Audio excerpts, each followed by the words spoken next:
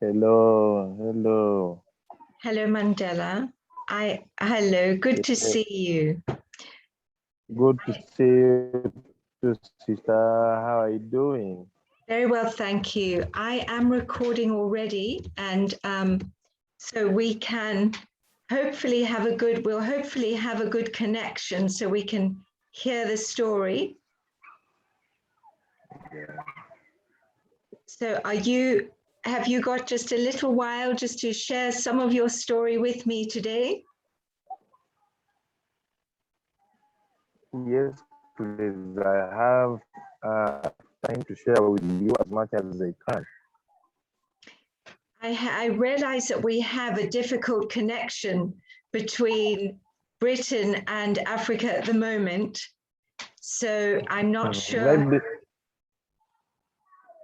Maybe it is mainly because of my area. Because yes, last time I had a Zoom call with Brother Pete in the same position. It was so good, so I expected the same. Yes. Well, hopefully we'll be able to hear enough and then it will be good. I have you being recorded on video as well, so I can see you and hear you.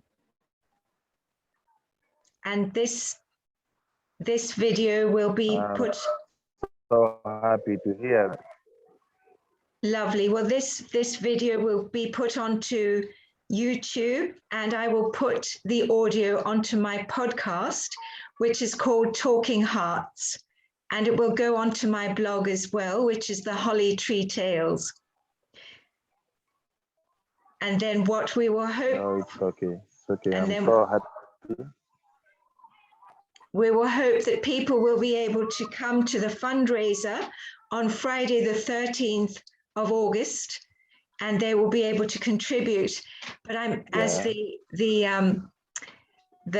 our interview today and our conversation will be on record, people will be able to continue to give, I would hope. So even if they don't make it to the Friday, then hopefully your story will be there and people will be able to connect in that way with you anyway in the future. Yeah, it is okay. I'm so happy. Such an opportunity.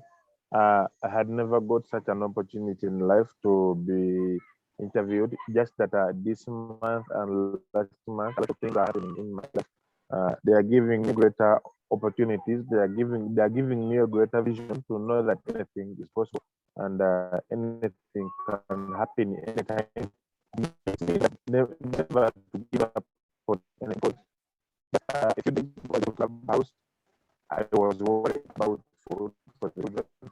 I can't hear at the moment. But at the moment, the communication is not good. So what I need to do is to ask you, please, Mandela, if you could speak very slowly and look into your camera on your phone.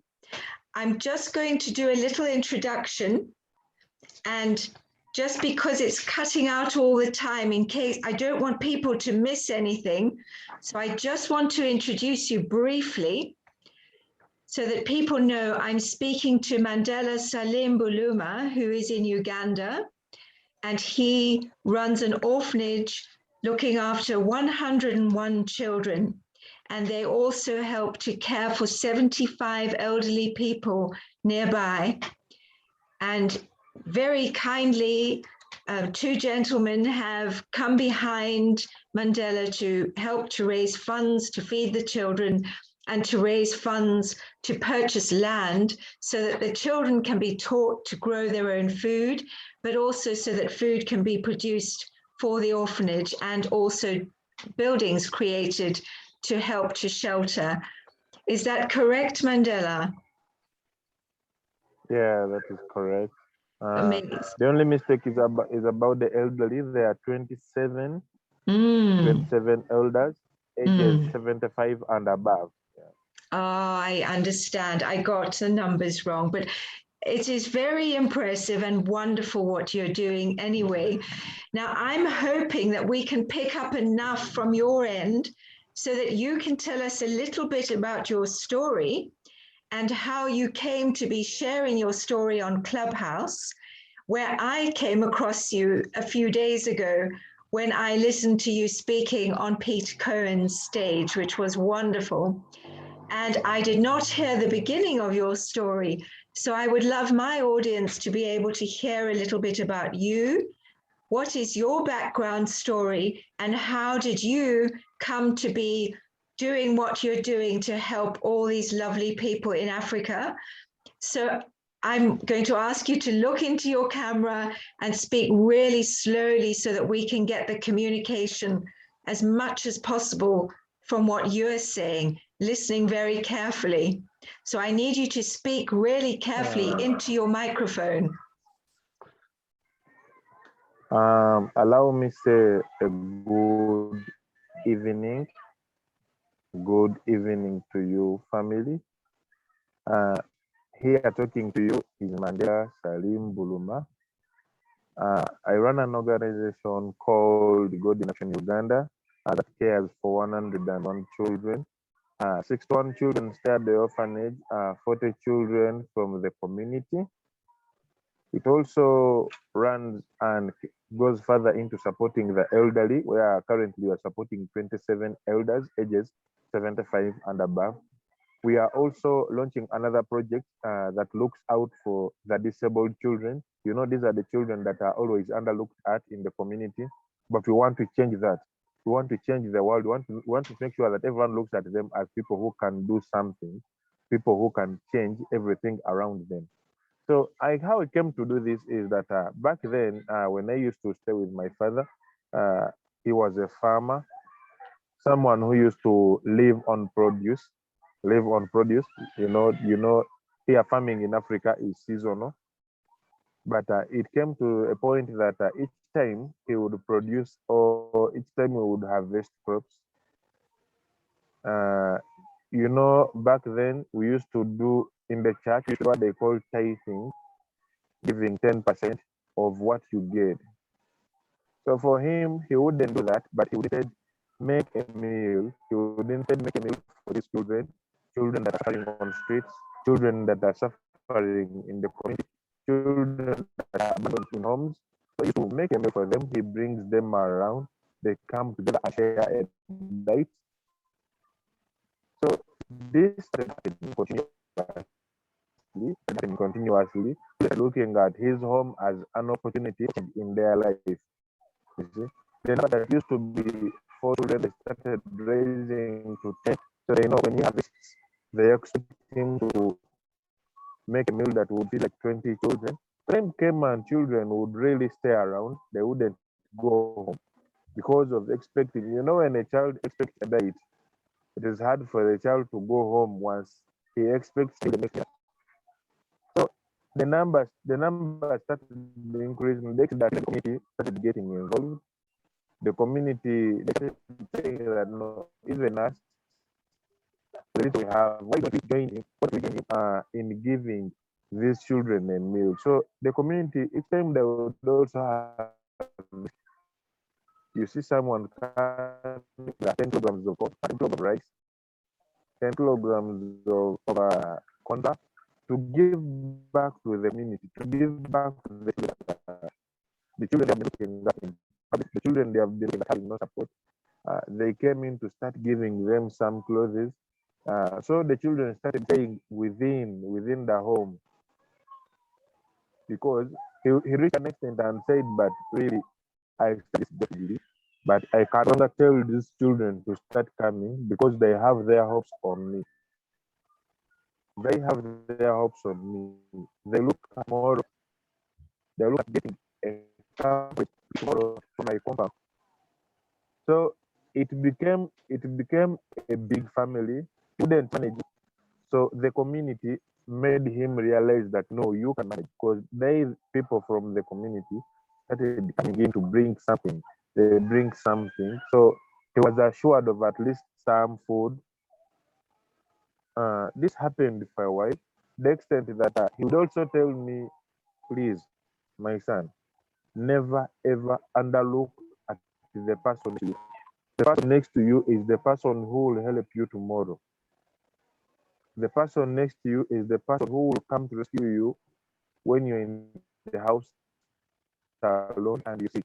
The person you'll pick up tomorrow is the person who will come when you have no spoon of food and they will have a spoon to share with you. So he always told me, you don't have to be great, you just have to understand the situation around you. You just have to understand those that are having their shoulders on you. He told me the reason why he named me Mandela is that he was someone who looked at Nelson Mandela, the former president of South Africa, as his role model. So he always told me, I don't want you to be Nelson Mandela, but I want you to be a Mandela that everyone would wish to be. I want you to be a Mandela that the community looks at as someone who is having a voice for them. I want you to be the Mandela that can look at a kid and you know this child is supposed to be this in future. This child is supposed to be a tailor. This child is supposed to be making crafts. This child is capable of being a teacher. This child is capable of farming. So each time he would call me Mandela, it would come back to my mind knowing that he's calling me Mandela, but he wants me to be someone. He wants me to be someone. So before I go to Clubhouse,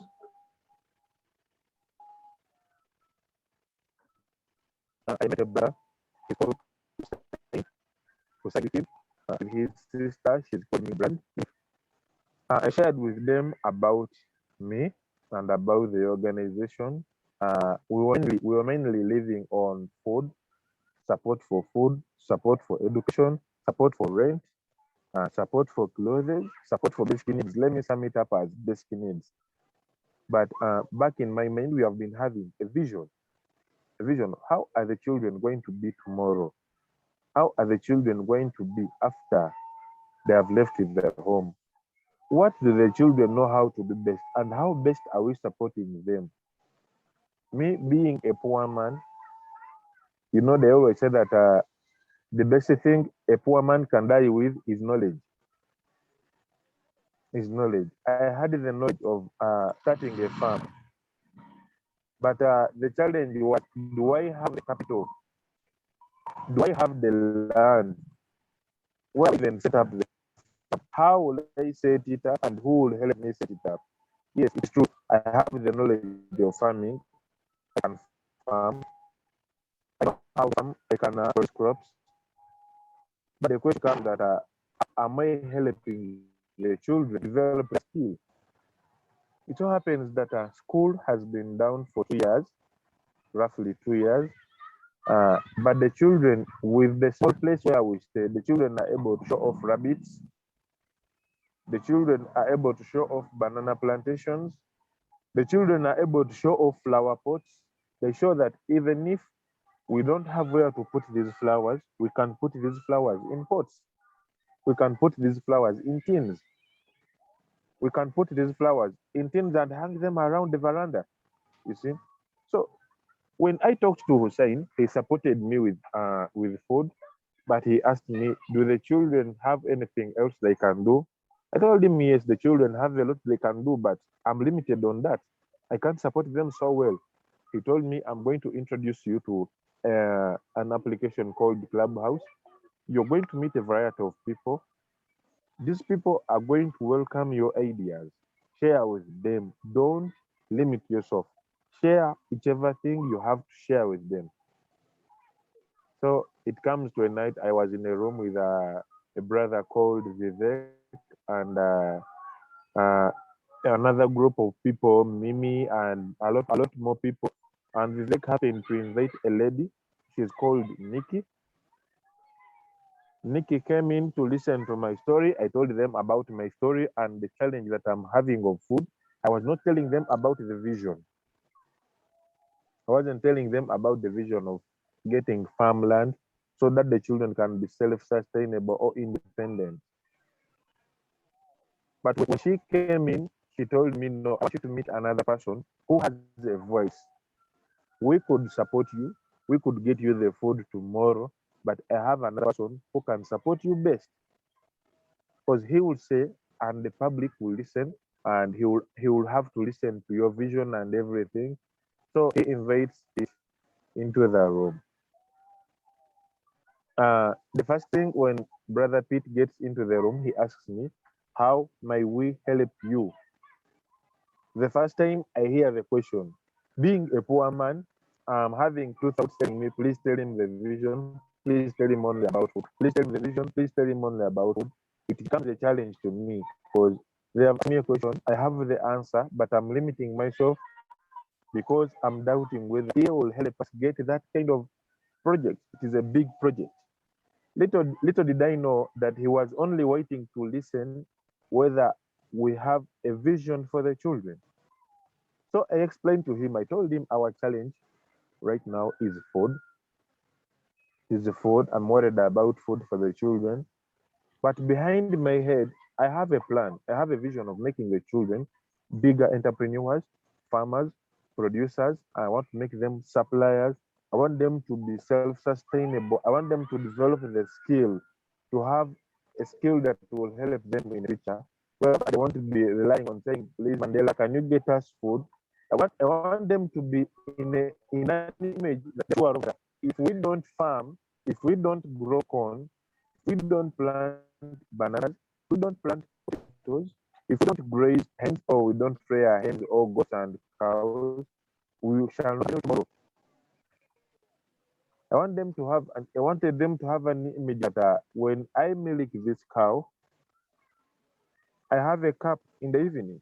I have a cup of milk, and when I sell the milk from the cow, I can get school fees, I can get clothes, I can get sauce to eat with my food. When I sell these eggs I've got from the hens, I can buy more seeds to farm. I can buy more seeds to farm. I can pay school fees. As the children are caring for these animals, they are getting a skill for survival. They are getting a skill that will help them live tomorrow. So when I shared this with him, he told me, I've met different people. I've had chats with different people, but your vision and your plan is what I'm going to help you with. I want you to achieve this in a day. I want you to achieve this in 2 weeks. I want to make sure you achieve this and the children's lives change in no time. To me, I looked at it as something that is going to be hard. It was already hard for me. But one morning, the following morning, when he hosted me into a room, I shared my story. I shared my vision. I provided a link where they can put support for food. Within just a couple of hours that we spent onto that room, we raised 274 pounds. So they were telling me that how comes the link you're giving us was a PayPal link, it is going to Leeds in the UK. I told them we used to have a challenge where people want to support, but we can't access the kind of means they want to support through. People wanted to support through PayPal, Cash App, but we didn't have those. I told, so a brother volunteered to open for us a PayPal account, and he promised that every nation that lands onto it, he would be transferring PayPal. So I shared this. Within the next couple of hours, I don't know if you can see me, Mandela. I'm sorry to interrupt you. I don't know if you can see me. I think you can hear me now. A lot of what you're saying, I'm listening very carefully, but we're missing bits, and we've been missing bits all the way through. So what I'm thinking is that we might do another interview where we just use audio, and we might actually do it on Clubhouse itself. So we have the conversation on Clubhouse, and then I will record that, because this isn't a very good audio, and I'm hoping that we can get it better in another way. I'm going to have to ask you to tell the story again, but what I think we should do now is we should just try and wrap this up now with where we can send people to the link now, today, or as soon as I put this onto YouTube, and then we'll do another conversation where you tell me the story again, but we'll just do it with audio so that we can get a better quality sound. Does that sound all right to you? That is very okay. All right. And Yeah, then, it is very okay. It makes me realize how much you really needed the lives of the children to change. yes, I know you have such a big heart for the children. I'm just so frustrated that the sound isn't better and that our audience won't be able to hear as much as you've been sharing, because we can only get bits of it. And it's such an important story. And it's so precious. And the work you're doing is so special. So I do want to be able to capture as much as possible in a better way. And I'm conscious of the time, and I think we shouldn't let this go on for too long because of the difficult sound.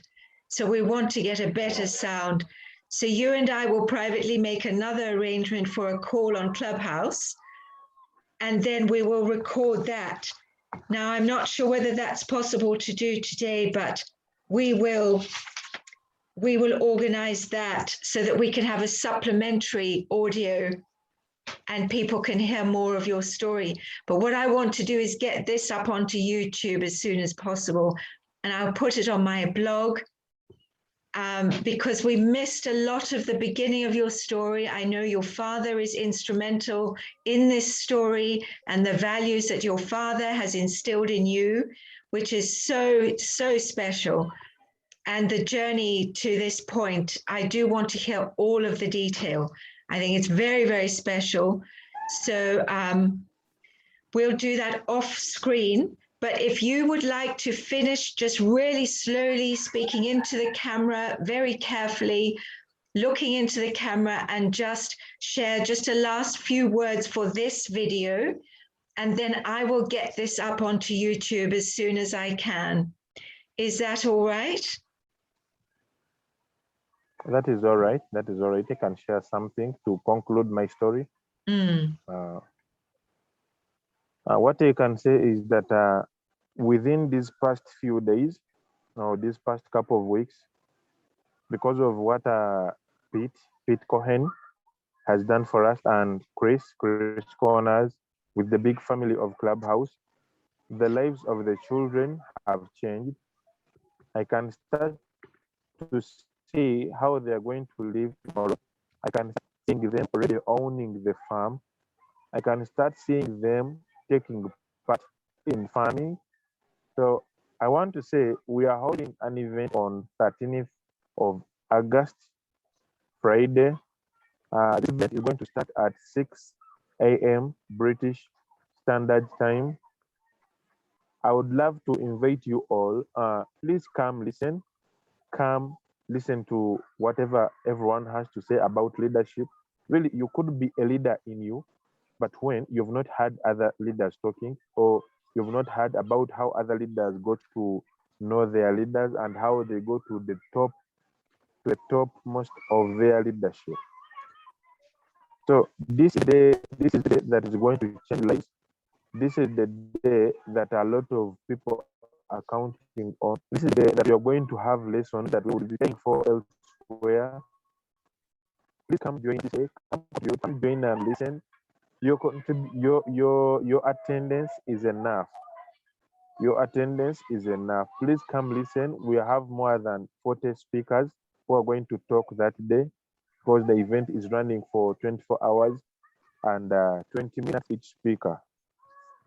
I would love to conclude by saying we love you all. The children love you, and they are so grateful for each and everything you've been doing. You may join me on my Instagram. You may check out my posts. You may check out each and every update onto my Instagram. It is Mandela004. You might check it out. Check whatever post is there, because at least we keep updates about each and everything taking place here.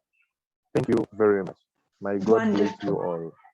Thank you so much, Mandela. That's wonderful. And if I can just ask, if is the fundraiser going to continue beyond Friday? So if we put a link with this video or audio, is the fundraiser still going to be going on afterwards? After the 13th? I'm sure it could go on, because we are also mobilizing a few people that can dedicate themselves to support with £20 monthly for to ensure the children are fed every month. This will help us focus on the bigger project without worrying about food for the children, but focus on developing the project more. Our vision is to make sure this project is in place and the children are learning from it as soon as possible. So they don't have to worry about food. They only have to worry about taking part or taking a lead into their project. They have to take a lead. All right. Without worrying about it or anything. It's chopping out now. I hear you. You're not wanting the children to have to worry. We just want them to be able to live and to learn and to play and to learn the skills without having to worry about where their food's coming from. And you will be looking for people to give monthly as well to help feed the children. And this is being done through the Cocos Foundation that Chris Connors heads up. Is that correct? Yes, please. That is correct. Right. All right. Well, I think that's enough for now. I do want to speak with you privately so we can arrange the best way for us to get the best audio quality. I think it's important that we're on video so that people can meet you and see your face, see you on screen. Is it possible for you to turn your camera a little bit and show me a little bit of where we are?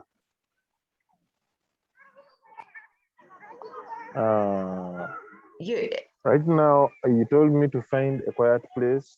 Yes, that is absolutely fine. You're not actually at the orphanage at the moment. Yes, please. I'm not at the orphanage at the moment. Righto, that's fine. I'm where I rent as in the video. Yes, that's fine. Let's see you. That's lovely. Thank you so much, Mandela. I will contact you privately after this call, and we'll make our next arrangement to speak on just audio. And I will make always willing to share about the children. Wonderful. And I will put the links with this so that others can go and help to contribute. So I'm going to end this call and say thank you so much. You're such an inspiration. And it's such a pleasure to know the work you're doing and to meet you like this. And I will be speaking with you shortly, and we are going to do what we can.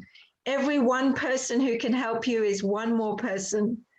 So one at a time, let's see what we can do to help you, to help the children. That's okay, please. Thank you very much. Thank you very much, Mandela. Goodbye for now, and I'll talk with you later. Welcome. Thank you. Take care. Okay, please. No problem. Thank you. Bye-bye. Take care too. Bye.